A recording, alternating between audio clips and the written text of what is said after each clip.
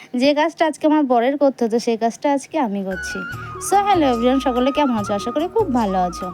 দেখো, আমার বর থাকলে পরে এই কাজ তো আমার বরই করতো, বাড়ি থাকলে ওই করতো কাজগুলো। কিন্তু এখন যেহেতু নেই, ও দূরে আছে, তাহলে আমার তো করতে হবে। আর জিনিস পরিষ্কার পরিচ্ছন্ন না রাখলে না ভালো লাগে না। তাই আমি সপ্তাহে পরিষ্কার করি কলপাটটা।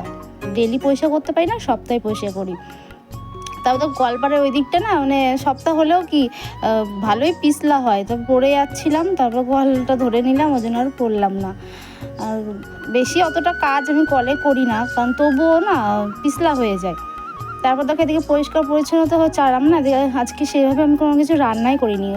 করেছি মানে কোনো রকম কিছু করেছি একার জন্য। আজকে আমার ছেলে নেই, ছেলে গেছে ওর কাকার সাথে গেছে, ওর কাকাই ছোটো মা গেছে শ্বশুরবাড়ি গেছে কাকায়ের। তা আমার ছেলেও গেছে। আর আমার ছেলের ঘোরা পেলে ওর আর কিছুই লাগে না, ওকে মানে খাওয়া দাওয়া বন্ধ করে যদি ঘুরতে দাও তাও খুব খুশি। তো সকলকে শুভ দুপুর বন্ধুরা, আমি কাজকর্ম করে নিই।